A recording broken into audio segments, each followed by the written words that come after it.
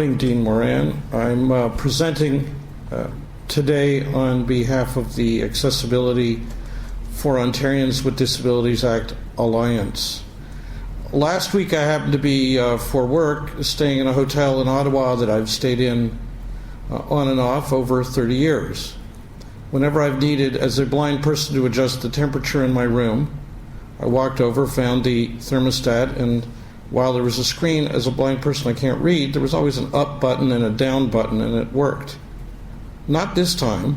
They were testing out a new thermostat, a fancy thermostat. Unfortunately, it's only in 12 rooms of the hotel as a trial, and I got one of them.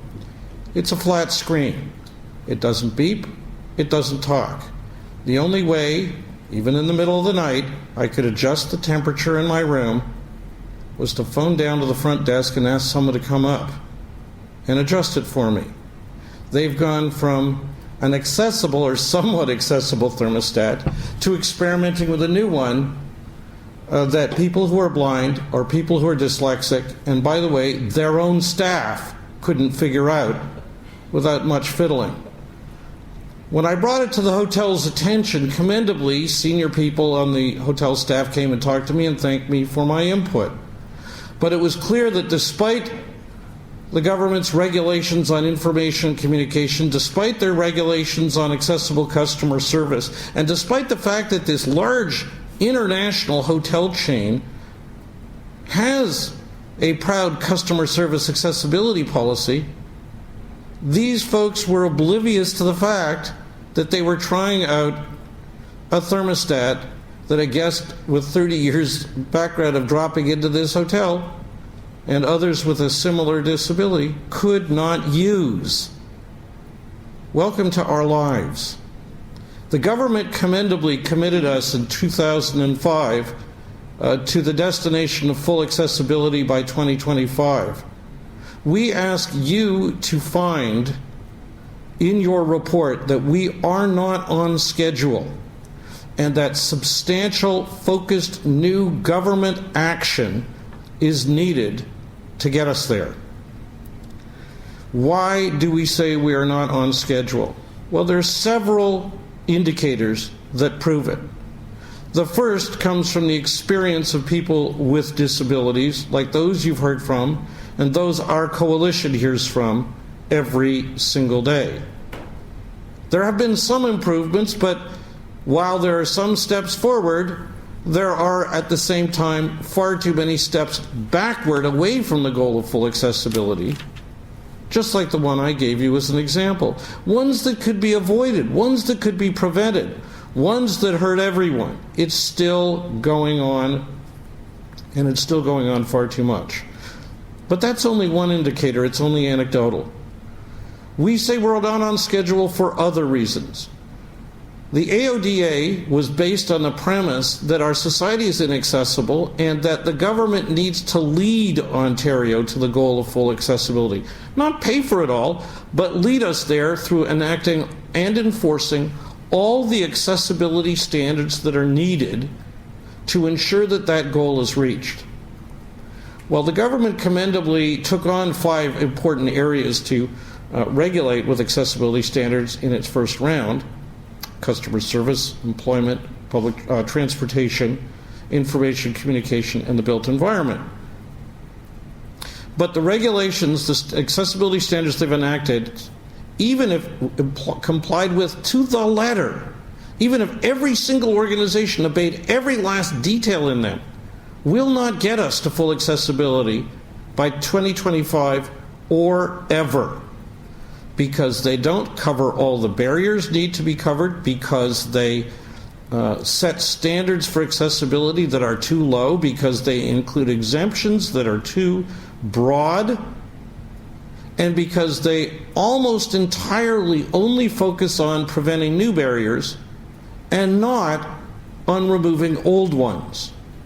And we started this enterprise in 2005 with a society full of old barriers that needed to be removed.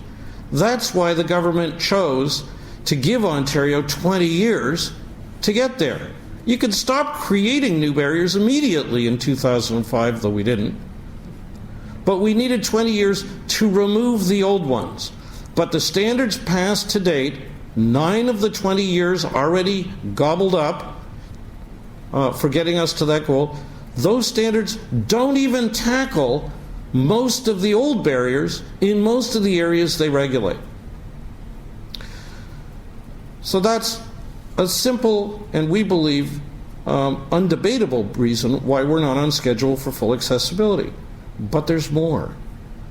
The fact is that what I just said was based on the assumption that everyone is obeying every standard enacted to the letter. But we now know they aren't. We know that because the government's known that from its own internal records. We made public last November, after a 10-month battle to wrench this information from an unwilling government, that fully 70% of private sector organizations with at least 20 employees had not filed the mandatory accessibility compliance self-report in the area of customer service that they had over 5 years to prepare. And we also know that the government up to then had done pretty much nothing to use its mandatory enforcement powers to redress this problem, of which they were well aware. They had not levied a dime in monetary penalties. They had not issued a single compliance order. They had not taken any of those. They had not conducted a single inspection or an audit of the private sector, even though they promised over and over to us that this law would be effectively enforced. Well, if we're not on schedule for full accessibility, what do we do about it? Dean Moran, you are in the unique position to provide the roadmap. In our brief, we will give you detailed proposals on the roadmap we say should be provided. You can only recommend it. The government has to actually act on it. But in providing that roadmap, let me just offer a few examples of what we say should be included in the 10 minutes that we have for this presentation. We say your roadmap should have as its starting point the 2010 report of your predecessor, Charles Beer, in his first independent review of the Act. He found that to get to 2025 and full accessibility, the government needed to show new leadership, needed to breathe new life into the implementation of the Disabilities Act, needed to revitalize it, needed to institute transformative change and not mere tinkering in how it implements it. We ask you to find, and we will provide you with ample documentation, we ask you to find that the government did none of that. In fact, much the opposite. The government did show new leadership back in 2005 and in the years right after. It moved quickly to develop this law. It moved quickly to choose what new standards to develop. It moved quickly to get those standards under development. And while we're not fully happy with the standards that resulted, they do help. But since 2010 or 2011, the government has ground to a virtual snail's pace in the area of accessibility. They, in effect, chose a few of Charles Beer's recommendations to implement, the least difficult, but on the big ones, they dropped the ball. So we need you to find that they did not do what Charles Beer recommended in the way of new leadership, breathing new life into the implementation of the law, and to give them the roadmap. Quickly, here are a couple of ingredients of the roadmap. First, we need the government now to commit itself to developing all the new standards that are needed to get us to 2025. We have already, for over 2.5 years, been pressing for 3. One's to deal with the barriers in healthcare, in education, and in residential housing. Now, what could be more important to anyone than getting an education, having their health, and having a place to live?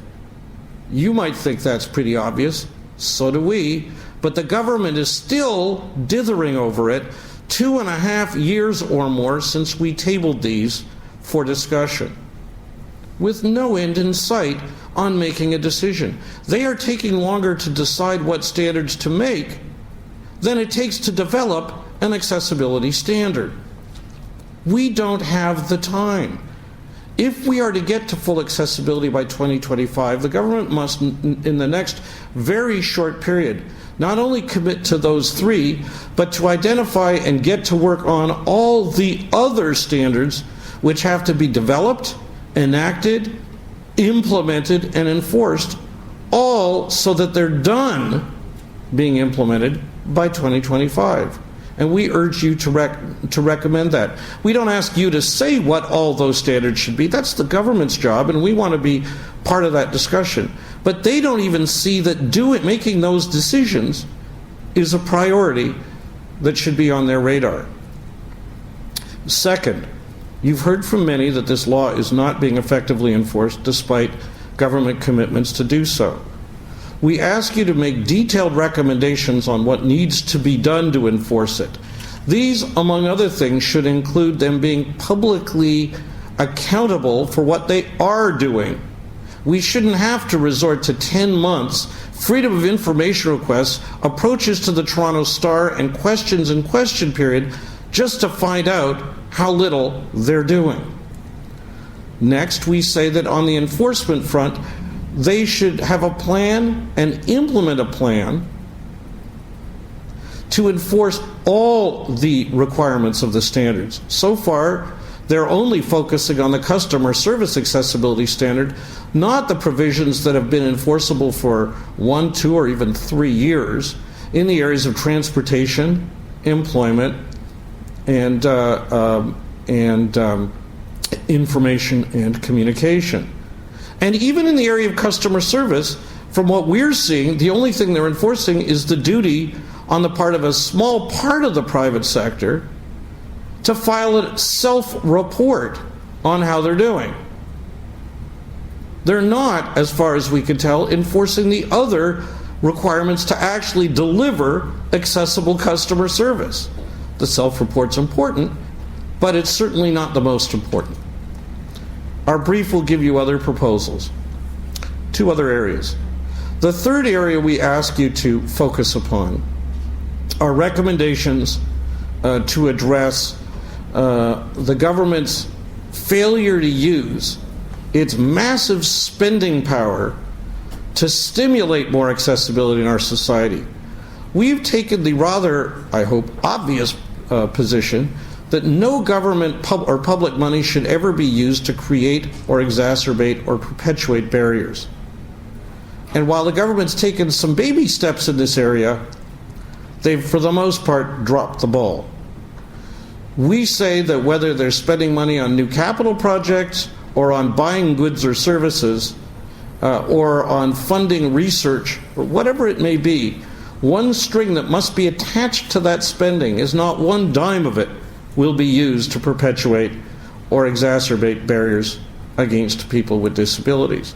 We need detailed action to make this happen. Our brief will document stunning examples where the government has done quite the opposite.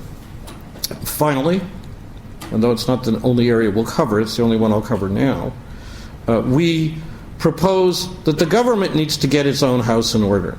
The Ontario government says it will lead by example in the area of accessibility as an employer and a provider of public services.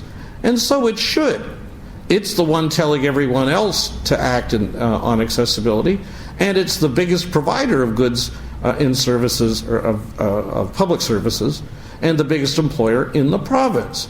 It said that it wants to be ahead of the game.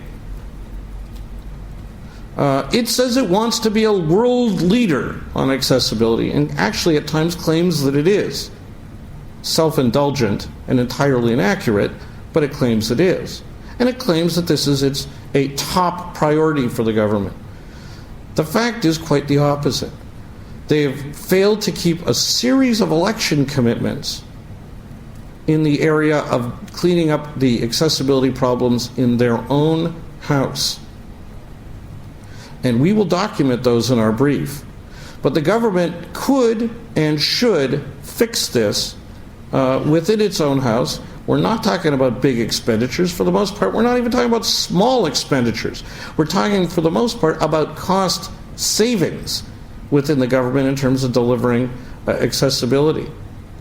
Just as one tiny example, 4 years ago, Charles Beer recommended that there should be a deputy minister for accessibility. 4 years later, hasn't happened. 4 years ago, Charles Beer commended the government, as did we, on having a full-time assistant deputy minister for government services just to work on getting the government's own house in order. He called that position vital. Within months of his calling that position vital, the person in the position moved on, and the deputy minister to whom he reported downgraded it to a part-time position. Since then, Premier McGuinty promised to restore it as a full-time position, and 3 years since that promise was made, it's still a part-time position. Now, these are just small examples, but they're illustrative of a much bigger problem. We conclude where we started. We commend the government for setting this goal of full accessibility by 2025.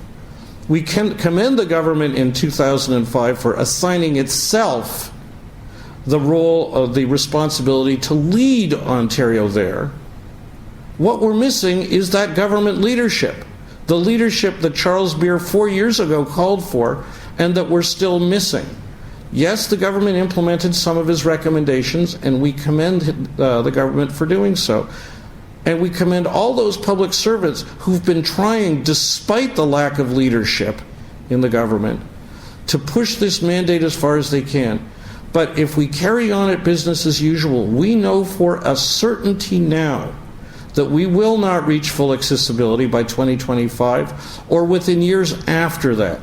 So we look forward to your report, and we look forward to providing you detailed recommendations for your report so that you can provide specific proposals for action the government can take, and actions that we can monitor to ensure that they are taken. Thank you very much for this opportunity to present.